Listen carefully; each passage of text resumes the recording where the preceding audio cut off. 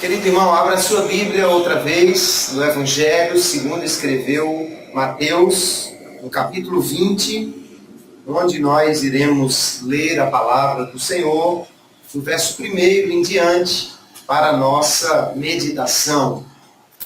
Mateus, capítulo 20, a partir do verso 1, vamos ler a palavra de Deus, que diz assim: porque o reino dos céus é semelhante a um homem, pai de família, que saiu de madrugada a assalariar trabalhadores para a sua vinha. E ajustando com os trabalhadores a um dinheiro por dia, mandou-os para a sua vinha. E saindo perto da hora terceira, viu outros que estavam ociosos na praça. E disse-lhes: ide vós também para a vinha, e dar-vos-ei o que for justo. E eles foram. Saindo outra vez perto da hora sexta e nona, fez o mesmo. E saindo perto da hora 10ª, encontrou outros que estavam ociosos e perguntou-lhes: por que estáis ociosos todo o dia? E disseram-lhe eles: porque ninguém nos assalariou. Diz-lhes ele: ide vós também para a vinha, e recebereis o que for justo. E aproximando-se a noite, diz o senhor da vinha ao seu mordomo: chama os trabalhadores e paga-lhes o salário, começando pelos derradeiros até aos primeiros. E chegando os que tinham ido perto da hora 10ª, receberam um dinheiro cada um. Vindo, porém, os primeiros, cuidaram que haviam de receber mais, mas do mesmo modo receberam um dinheiro cada um. E recebendo, murmuravam contra o pai de família, dizendo: estes derradeiros trabalharam só 1 hora, e tu os igualaste conosco, que suportamos a fadiga e a calma do dia. Mas ele respondendo, disse a um deles: amigo, não te faço injustiça. Não ajustaste tu comigo um dinheiro? Toma o que é teu e retira-te. Eu quero dar a este derradeiro tanto como a ti. Ou não me é lícito fazer o que quiser do que é meu? Ou é mau o teu olho porque eu sou bom? Assim os derradeiros serão primeiros, e os primeiros derradeiros, porque muitos são chamados, mas poucos escolhidos. Amém. Glória a Jesus. Nós temos aqui, queridos, uma parábola do Senhor Jesus, que é muito rica para a nossa instrução.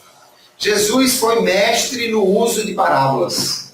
Ele as usava de uma maneira extraordinária para instruir os seus discípulos. Os discípulos de Jesus estavam sempre recebendo uma instrução de primeiríssima qualidade através deste mecanismo das parábolas, que era um mecanismo fácil de eles aperceberem, porque Jesus usava os elementos do dia a dia.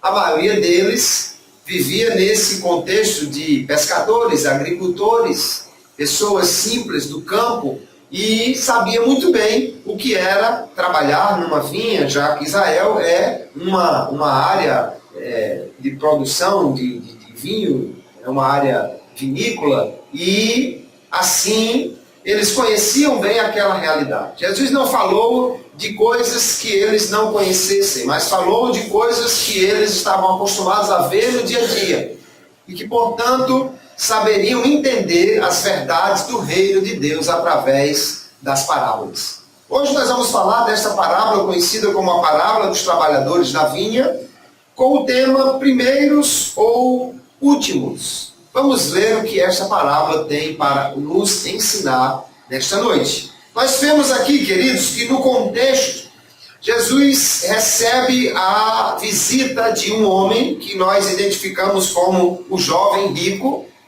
Este homem pergunta a Jesus como poderia obter a vida eterna.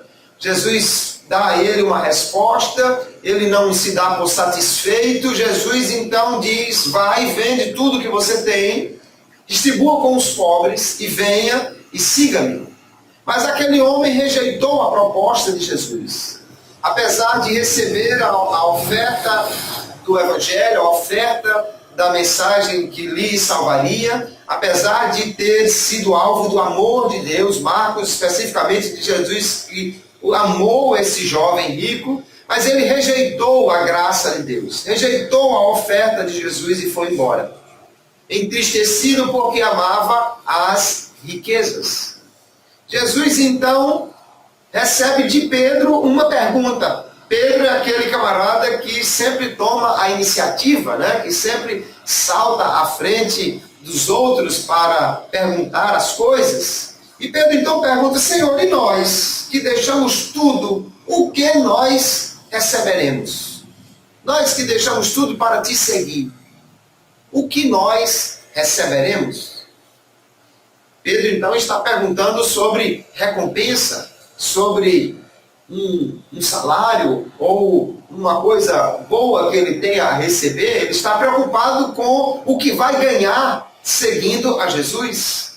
Jesus diz: olha, Pedro, quem deixar tudo por amor de mim e do Evangelho receberá 100 vezes tanto, e no porvir a vida eterna.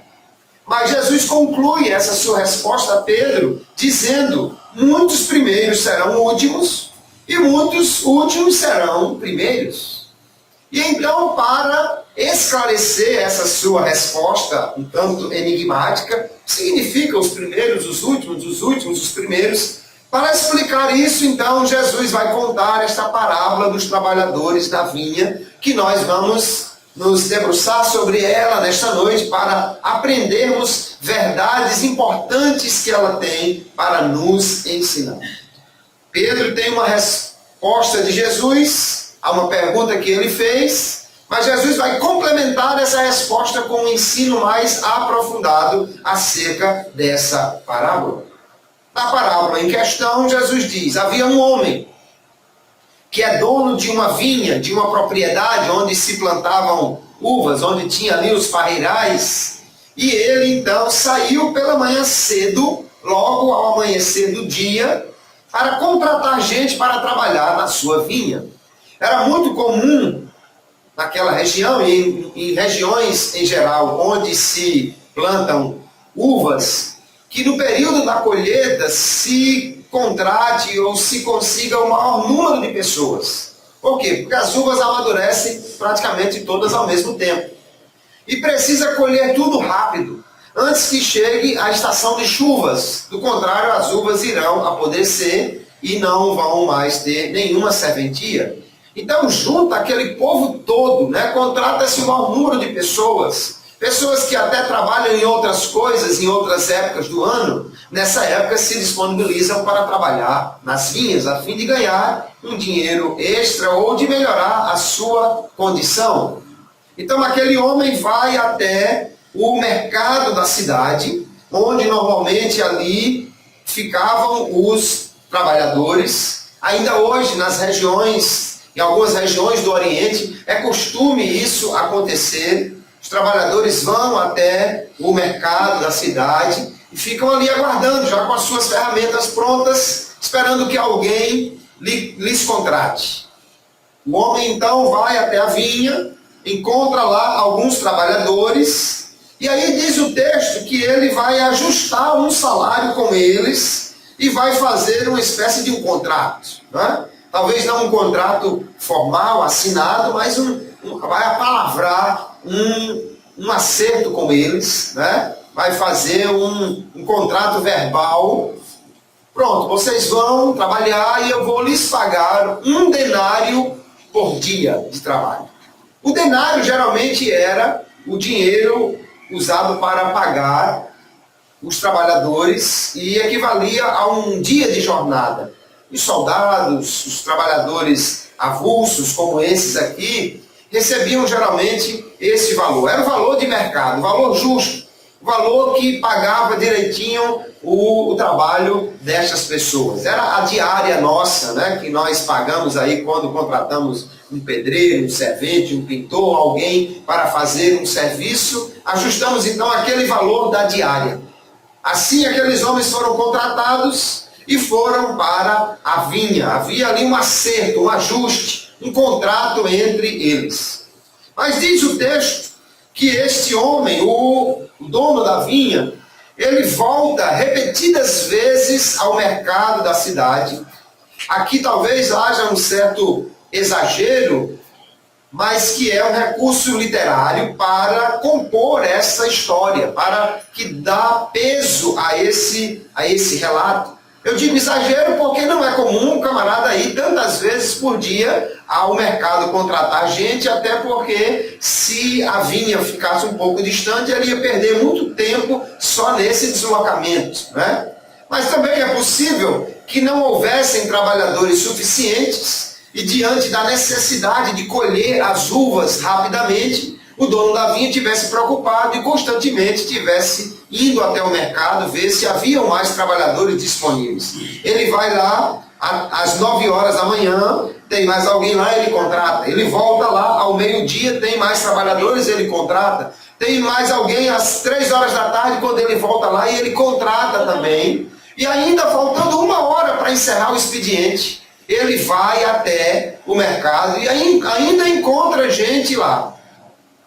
E ele pergunta: por que vocês ficaram aqui o dia todo sem trabalhar? E aquelas pessoas disseram: porque ninguém nos contratou. E ele disse: vão também vocês para a vinha?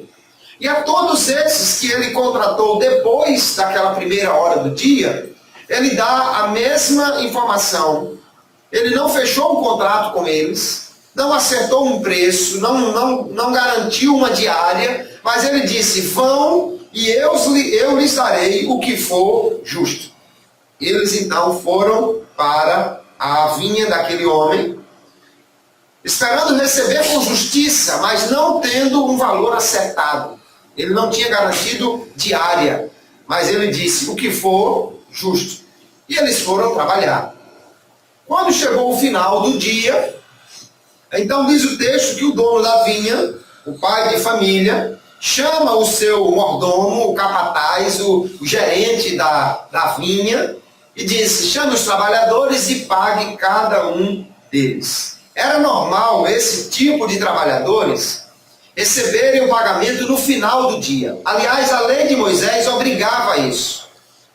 Deuteronômio 24:15 diz: no seu dia lhe darás o seu salário, e o sol se não porá sobre isso, porquanto pobre é, e sua alma se atém a isso, para que não clame contra ti ao Senhor e haja em ti pecado. Porque essas pessoas, queridos, elas eram as mais frágeis do mercado.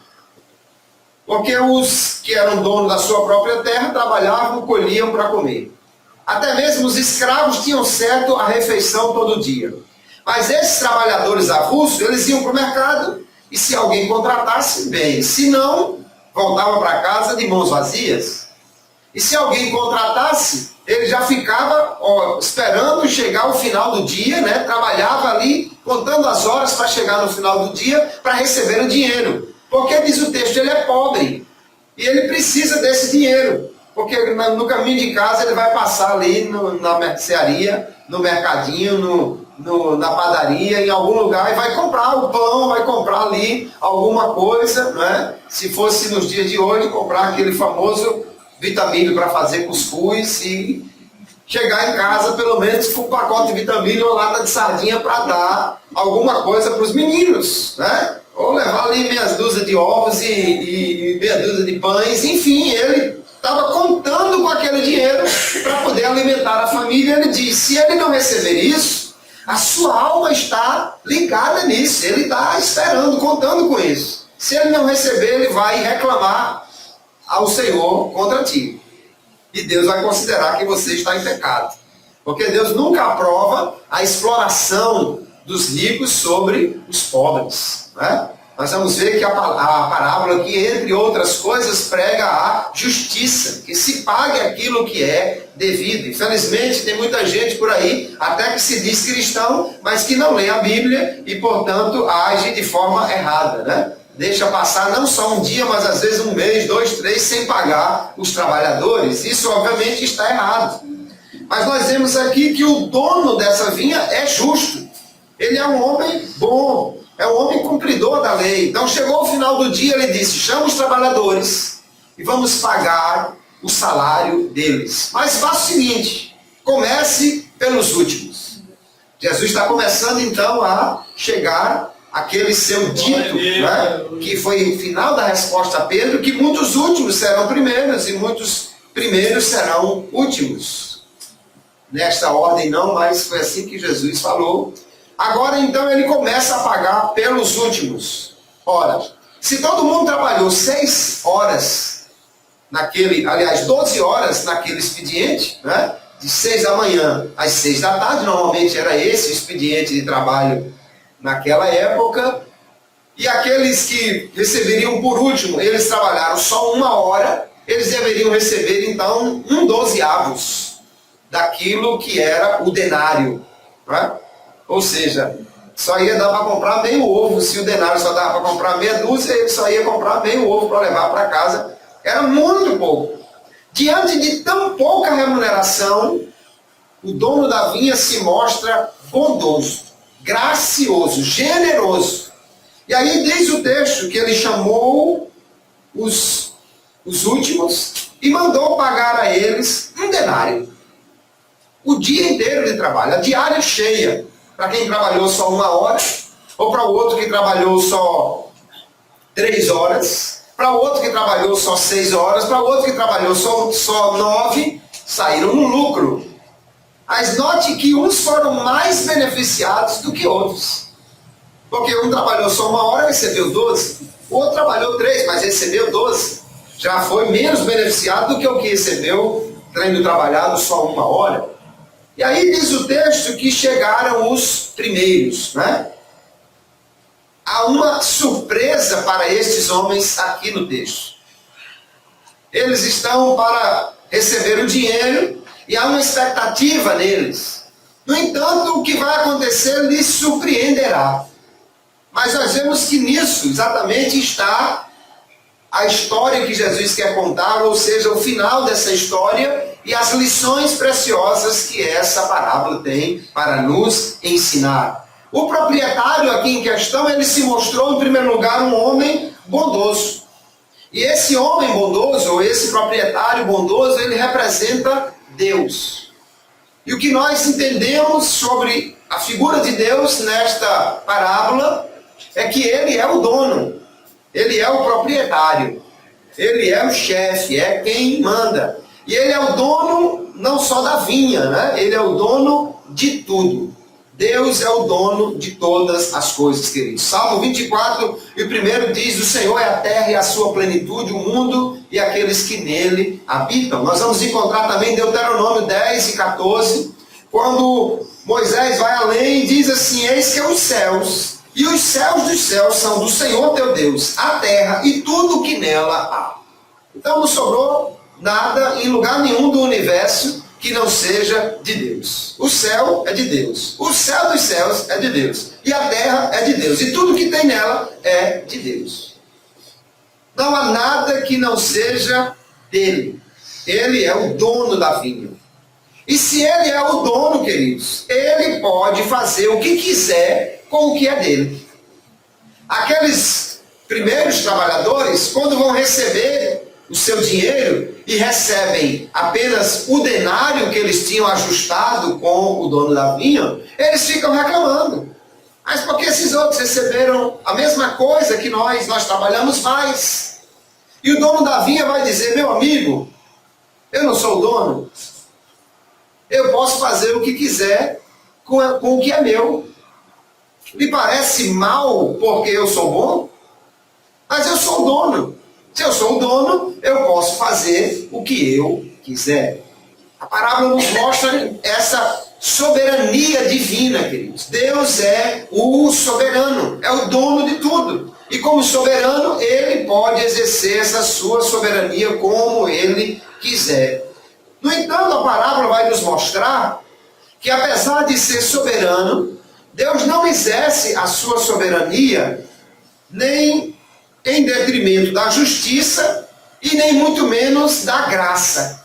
A soberania de Deus, ela exige a justiça, mas ela também abre espaço para a graça.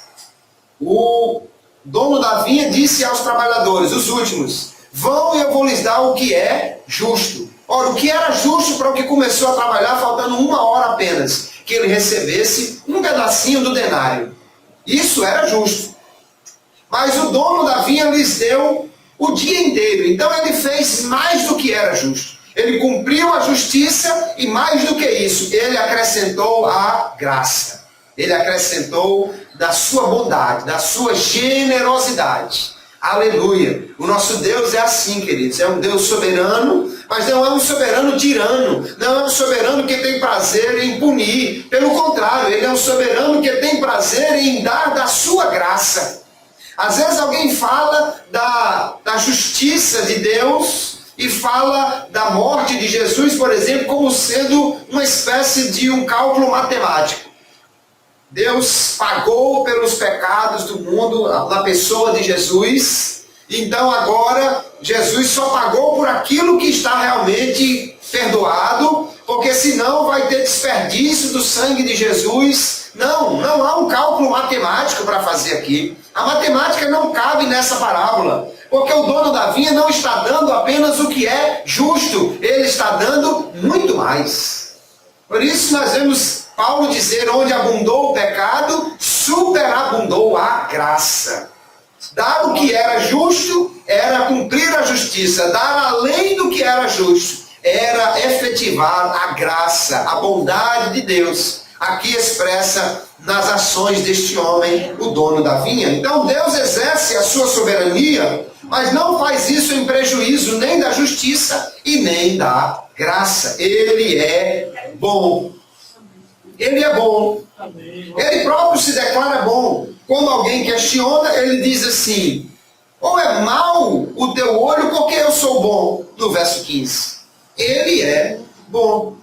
Isso já tinha sido levantado por Jesus, essa ideia de que Deus é bom, na conversa com o jovem rico, né? Que o jovem rico, querendo fazer uma média com Jesus, já chegou dizendo, bom mestre, que farei para herdar a vida eterna? Aí Jesus disse, olha, só tem um bom, que é Deus. Jesus não estava dizendo que ele não era bom, até porque ele é Deus. Mas ele estava dizendo aí, muita calma com os elogios aí. Deixa primeiro ele dizer quais são as condições para você ver se você realmente me considera bom. Porque tem gente que acha que Deus é bom se ele mandar todo mundo para o céu sem cobrar nada de ninguém. Mas Deus é bom, mas ele também é justo. Embora ele também seja um Deus de graça abundante. Aleluia. E aí nós vamos ver um homem bom, né? E Deus é este homem apresentado na parábola. Ele, portanto, é um Deus bom.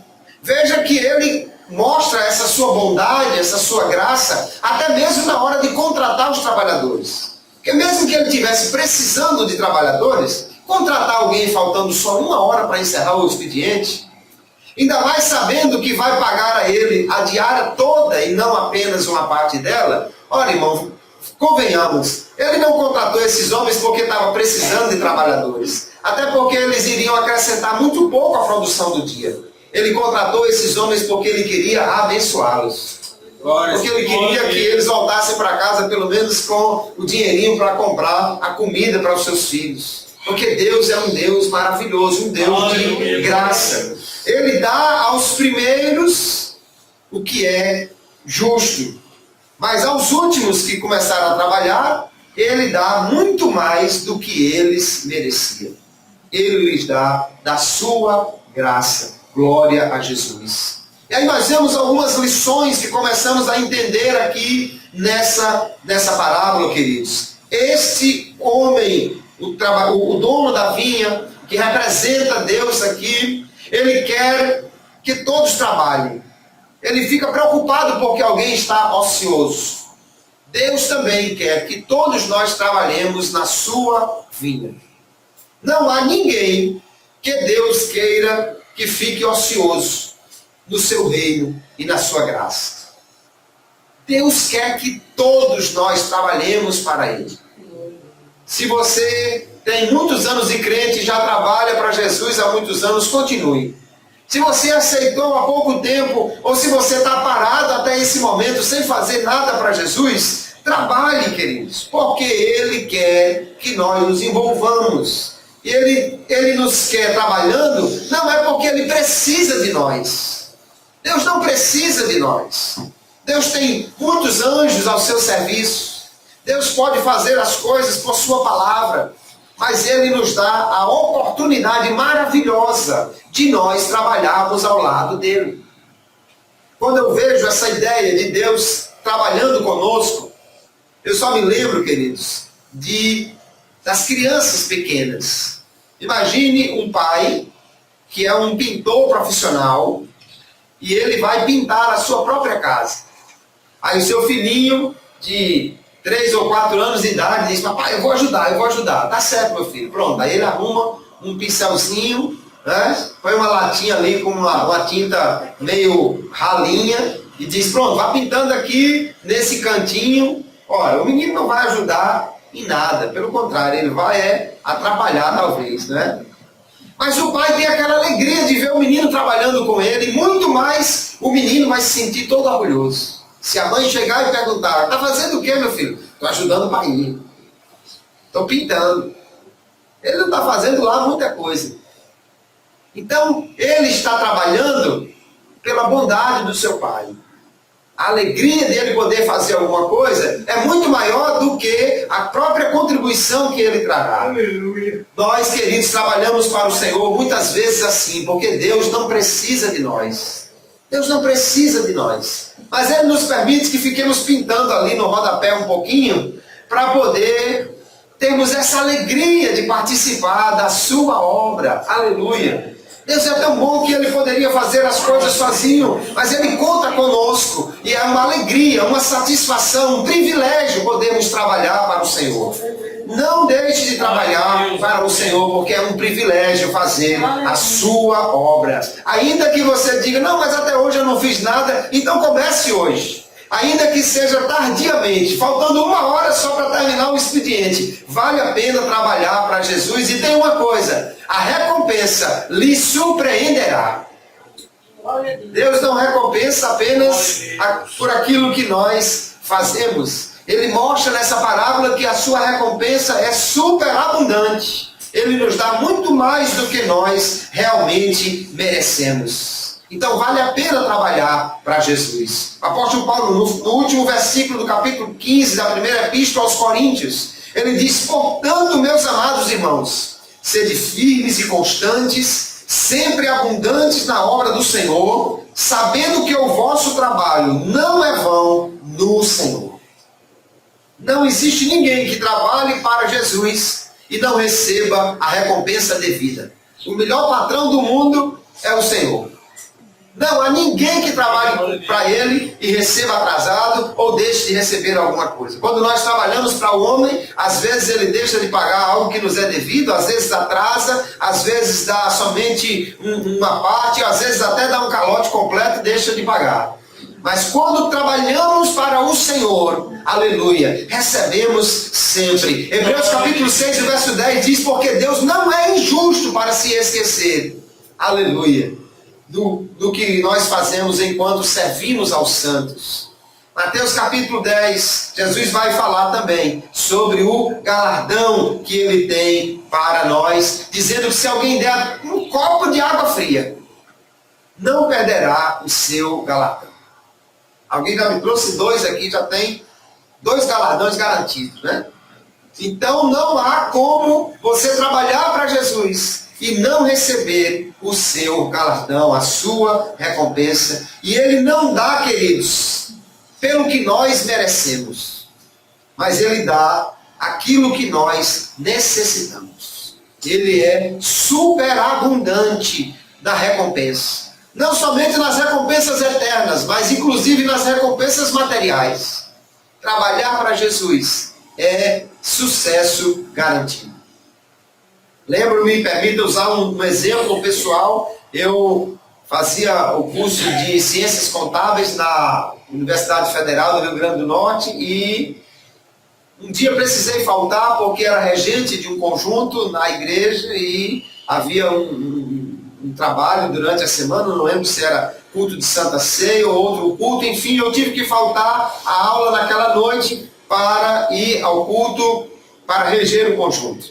Quando eu cheguei no outro dia, acontece que foi uma prova surpresa. Uma avaliação surpresa a professora fez. E os irmãos que já fizeram, estão fazendo universidade, sabem que não é como na escola primária. Você não chega lá, professor, eu faltei a prova, dá para fazer hoje? Não, você vai fazer um requerimento para o departamento. Se ele julgar pertinente, ele vai designar um professor, que pode ser outro que não seja o seu, para fazer a prova com você. Mas quando eu cheguei naquele dia na sala de aula, a professora disse, olha gente, ontem foi a prova, alguns de vocês perderam, vocês sabem que eu não tenho obrigação de fazer prova com ninguém, vocês têm que fazer um requerimento lá no departamento, mas como eu vi que Kleber faltou, e eu sei que ele não falta a aula, eu vou fazer a prova e quem perdeu aproveita que eu vou fazer só hoje. O que é isso, irmãos? Graça de Deus. É favor de Deus. Não é porque eu era o melhor aluno da classe, não é porque eu era o aluno mais extraordinário, mas é porque o Senhor nos dá a sua graça, né? Faz com que alguém olhe para nós com um olhar de graça. E aleluia, eu não precisei fazer requerimento, mas por quê? Porque eu estava trabalhando para o Senhor. Enquanto você trabalha para o Senhor trabalha por você também. Aleluia. Vale a pena trabalhar para Jesus. Então o que Deus nos dá, queridos, na realidade não é simplesmente salário. Salário é quando alguém lhe dá exatamente o que você merece. O que Deus nos dá é muito mais do que isso. Ele nos dá uma dádiva, um presente. Aleluia.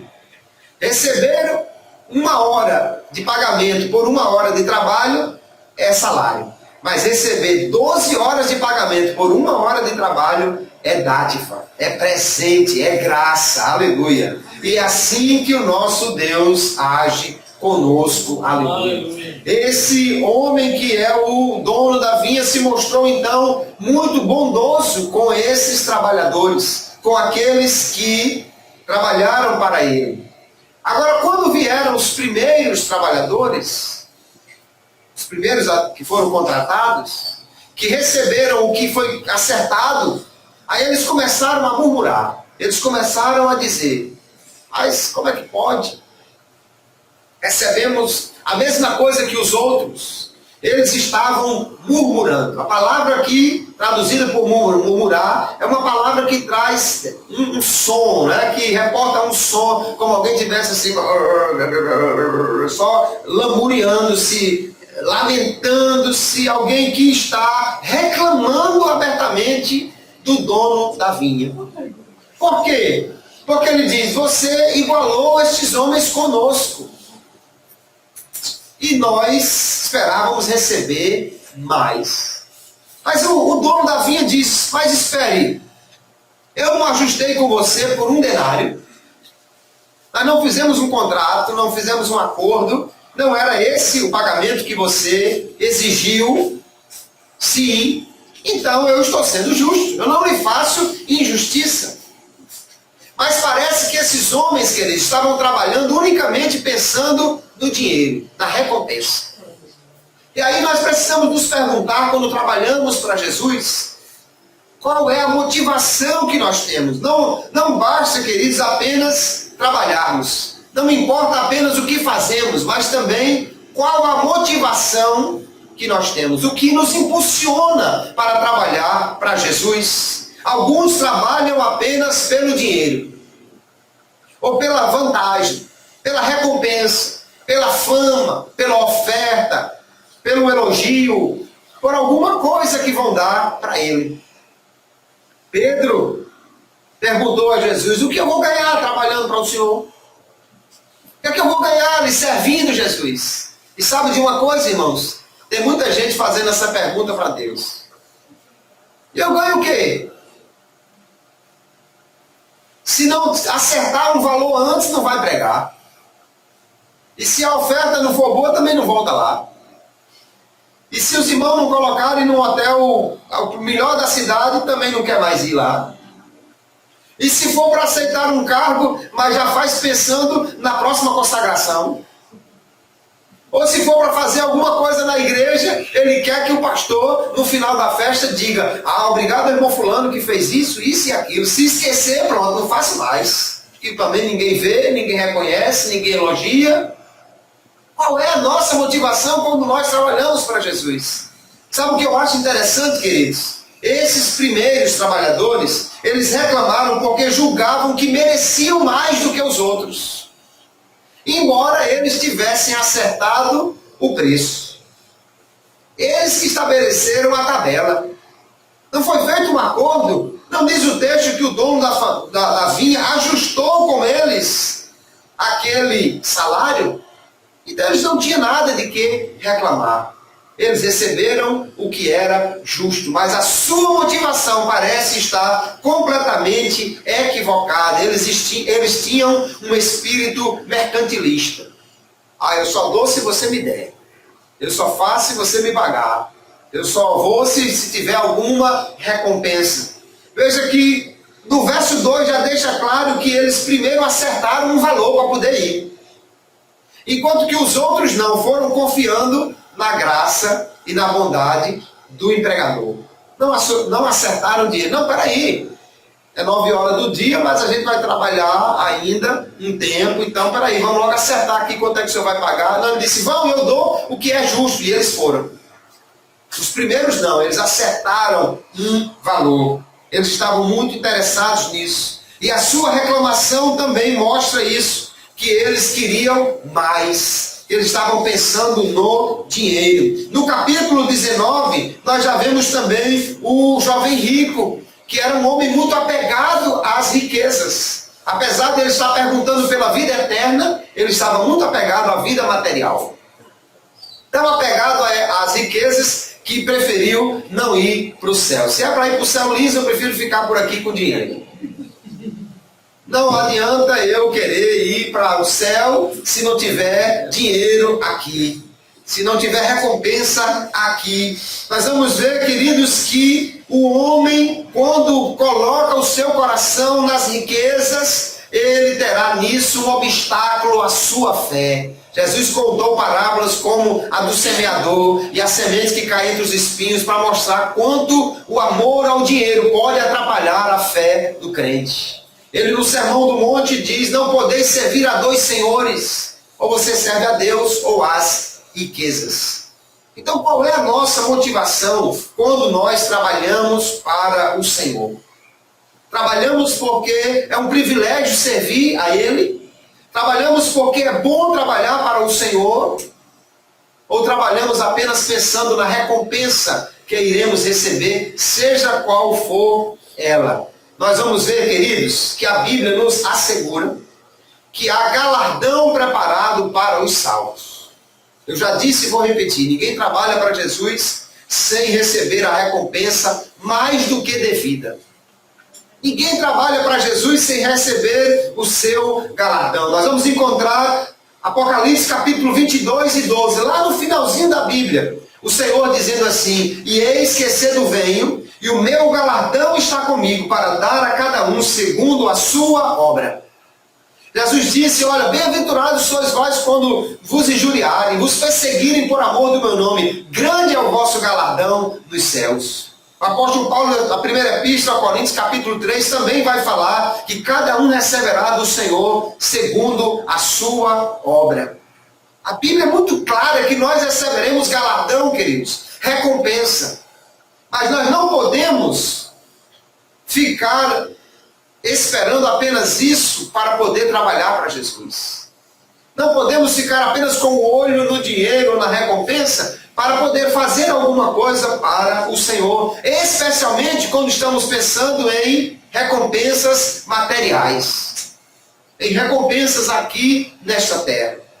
Se alguém trabalha para Jesus só pensando como ele vai ficar famoso, como ele vai enricar, como ele vai ter dinheiro, como vai ter a oferta, como vai ter o aplauso, coitado, ele está fazendo algo muito ruim. Paulo escrevendo na mesma epístola aos Coríntios, capítulo 15, verso 19, ele diz, se esperamos em Jesus apenas nesta vida, somos os mais miseráveis de todos os homens. Segunda epístola a Timóteo, capítulo 2, o apóstolo Paulo diz que nós somos soldados, que estamos trabalhando para o Senhor. E ele diz: nenhum soldado em serviço se embaraça com negócios desta vida, a fim de agradar aquele que o alistou para a guerra. Aleluia! Se somos soldados, estamos a serviço do Senhor, então não podemos ficar apenas pensando em recompensas, principalmente as recompensas materiais, as recompensas desta vida, queridos. Nós temos que trabalhar para agradar aquele que nos alistou para a guerra. Tudo que nós recebemos vem do Senhor. E também tudo o que temos é dele. Naquele seu hino maravilhoso, em Romanos capítulo 11, o apóstolo Paulo diz: porque dele, e por ele, e para ele são todas as coisas. Glória, pois, a ele eternamente. Amém. Dele é tudo, mas também para ele é tudo. Se você trabalha para Jesus, então você vai receber dele a recompensa. E a Bíblia fala, queridos, de alguma recompensa que vamos receber no céu na forma de coroas. Ou pelo menos essa é a figura empregada para dizer dessa recompensa: a coroa da vida, a coroa da justiça, a coroa que está guardada para aqueles que trabalham para Jesus.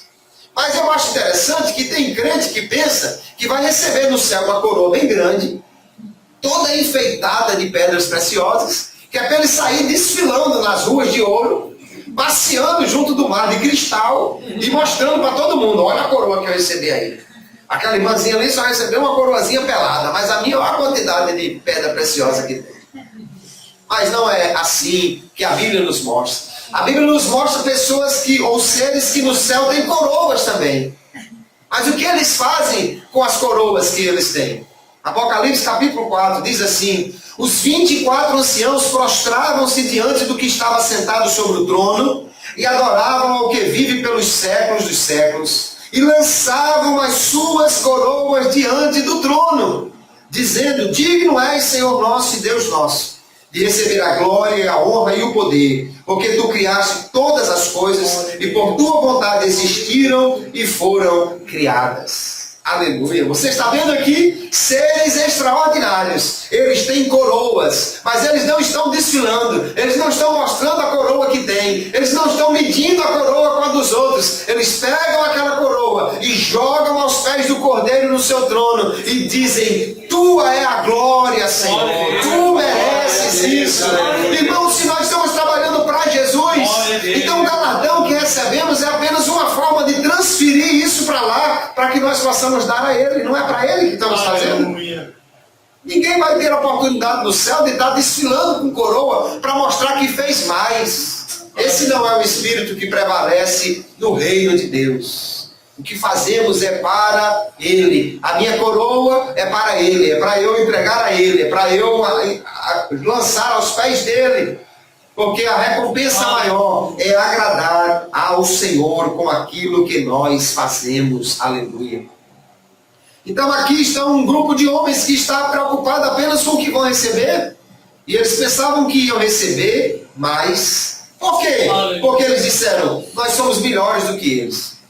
Nós trabalhamos mais. O problema não era que os outros receberam a mesma coisa que eles. O problema é que eles se julgam mais merecedores.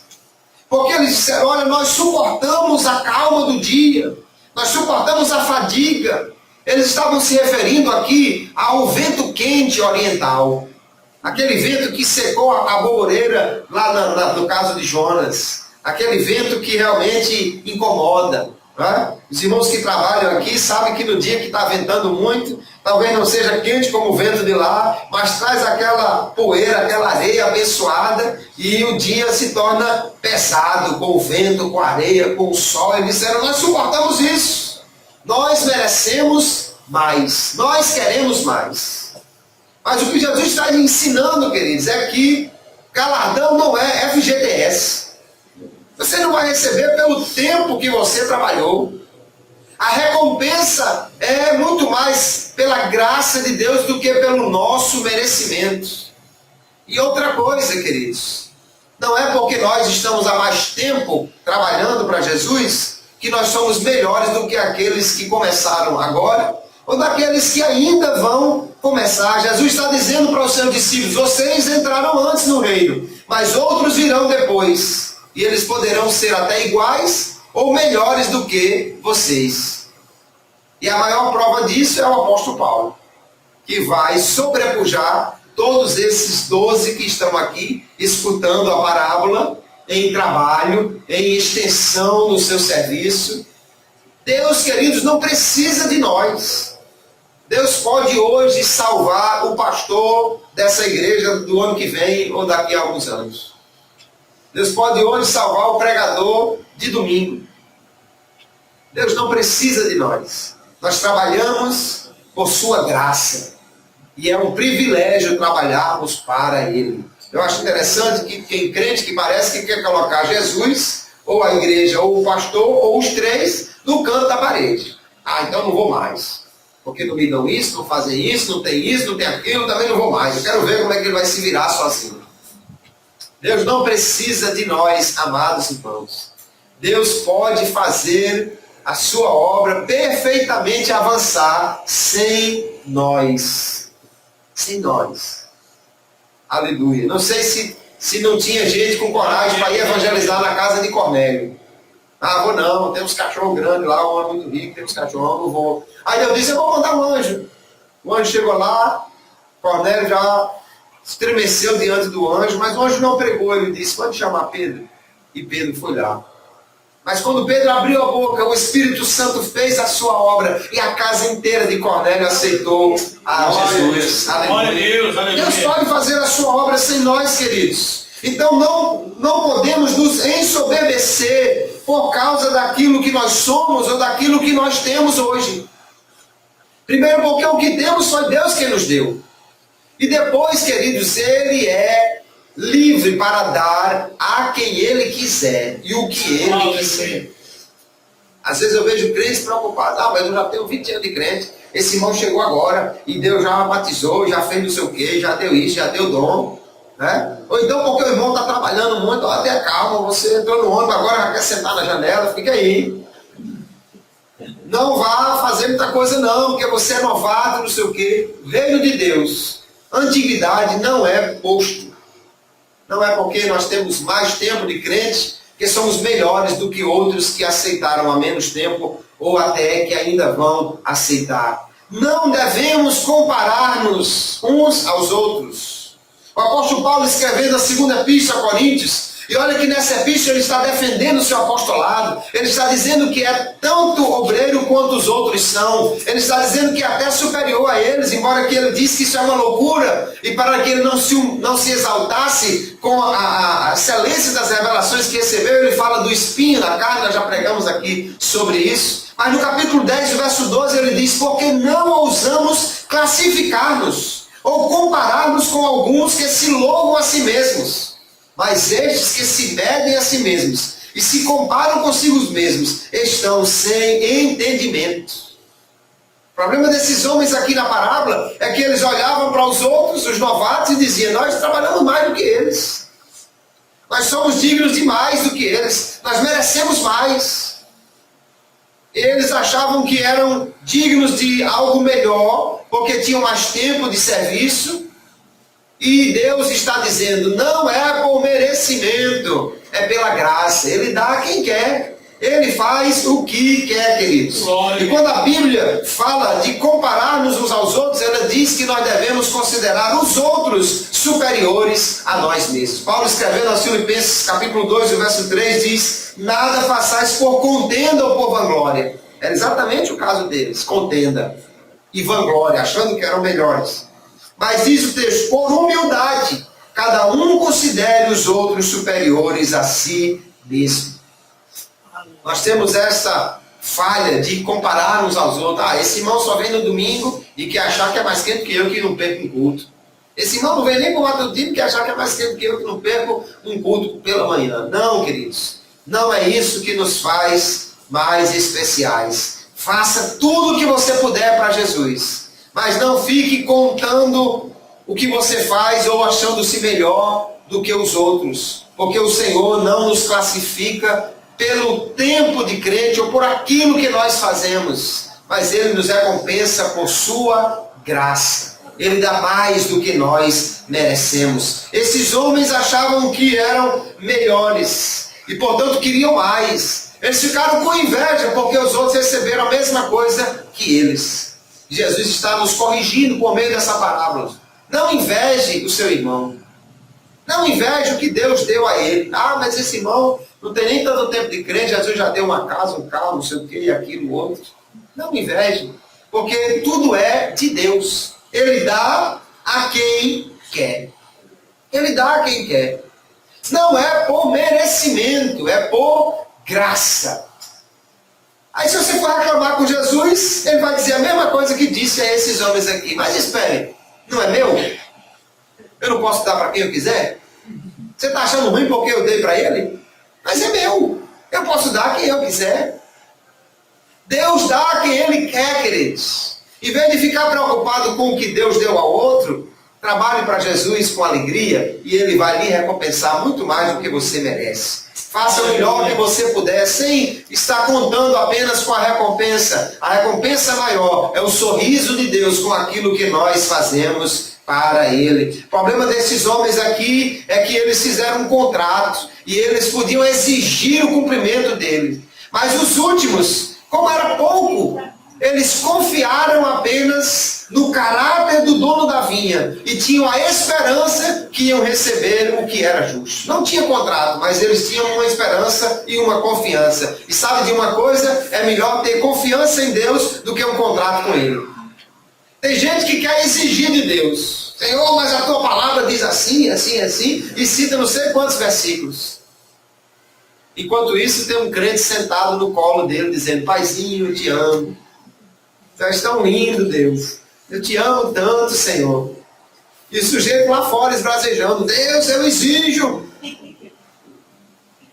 E alguém no colo de Deus dizendo, eu te amo, Senhor. Tu és maravilhoso. Obrigado pela oportunidade de fazer alguma coisa para ti. A quem Deus vai recompensar mais, queridos? O que exige porque acha que tem um contrato com Deus?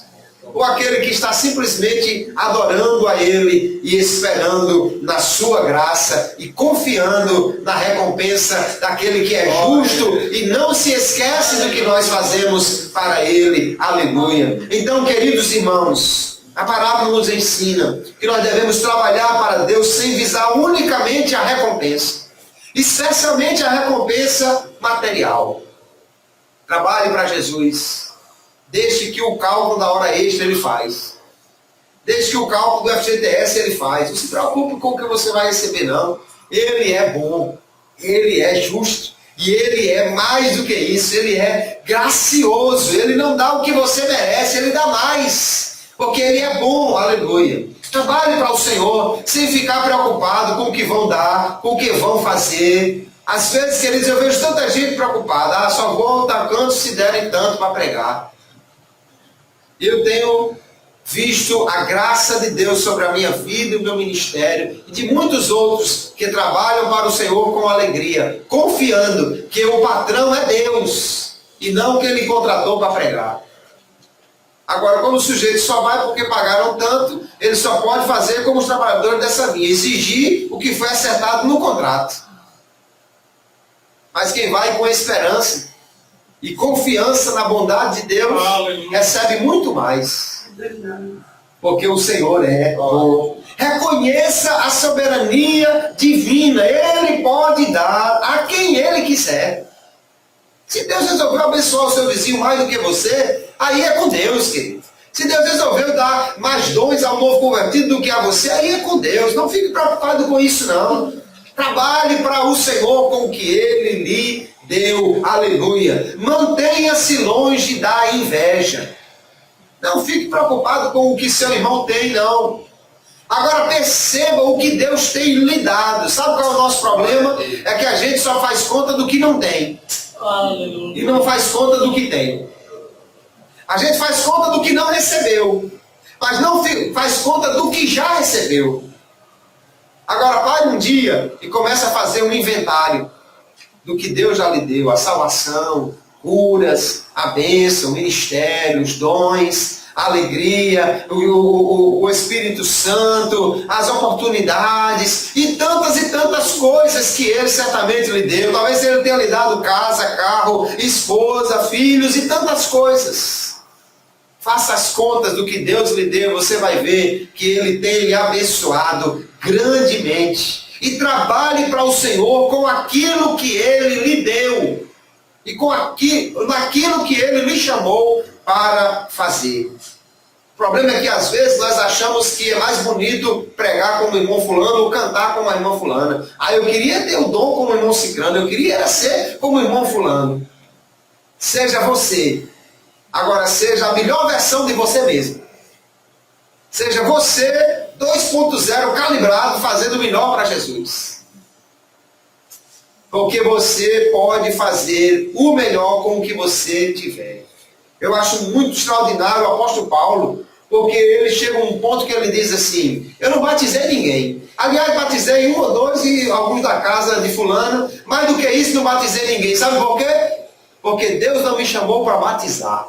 Ele diz, mas para evangelizar. Ele sabia o que é que Deus tinha chamado ele para fazer. Então ele ia fazer o melhor. Eu vou abrir igreja. Agora, vocês aí que são pastores, que batizem os crentes e que tomem conta deles. Nós só temos que fazer o melhor para o Senhor, queridos. Porque quando nós fazemos o melhor, Deus certamente nos recompensa. Que possamos ser esses últimos que se tornam os primeiros, do que ser os primeiros que se tornam os últimos. Jesus vai dizer que os últimos serão os primeiros. Então é melhor ser esses últimos, os que mereciam menos, os que deviam ganhar menos, os que fizeram menos, e se tornaram os primeiros, porque confiaram na graça de Deus, do que ser os primeiros e exigir de Deus o que está no contrato e terminar sendo o último em receber bênçãos dele. É melhor ser os últimos que se tornam os primeiros do que ser os primeiros que se tornam os últimos. Você escolhe então. Seja o melhor para Deus e Deus certamente lhe abençoará. Jesus encerra essa parábola dizendo então a resposta do pai de família, do dono da vinha: meu amigo, eu fiz com você o que você acertou comigo. Então agora pode pegar o seu dinheiro e vai embora. Pegue o seu banquinho e saia de mansinho, que eu já fiz o que você tinha acertado comigo. Agora os outros que não acertaram nada, não exigiram nada, mas confiaram na graça, Deus lhes deu abundantemente, aleluia. Deu mais do que eles mereciam, mais do que eles esperavam. Surpreendeu-lhes com a sua graça. Faça assim para Jesus. Em vez de cobrar, trabalhe para Ele, confiando na sua graça. Ele lhe surpreenderá com a recompensa, porque é bom trabalhar para o Senhor. A melhor coisa é servir a esse Deus que não deixa de recompensar e que nos dá muito mais do que nós pedimos, aleluia, ou do que nós pensamos, segundo o seu poder que opera em nós, aleluia. Que essa parábola esteja no nosso coração. Vamos trabalhar para Jesus, fazer o melhor para Ele, sem desejar nada do que é do outro, sem invejar o irmão, sem estar preocupado com o que Deus dá ao outro. Faça o seu melhor, Deus dará o melhor dele também para você, e assim nós seremos estes últimos no merecimento, que se tornam os primeiros na recompensa. Vale a pena fazer aquilo que o Senhor nos chamou e nos capacitou. A Ele seja a glória, a honra e o louvor para todo o sempre. E que cada crente desta igreja seja um trabalhador da vinha, o melhor trabalhador que você puder. Mas só tem uma hora para o arrebatamento, então faça a melhor hora de serviço que você puder fazer. Jesus recompensará a sua obra. Que Deus abençoe a todos, no nome de Jesus. Amém.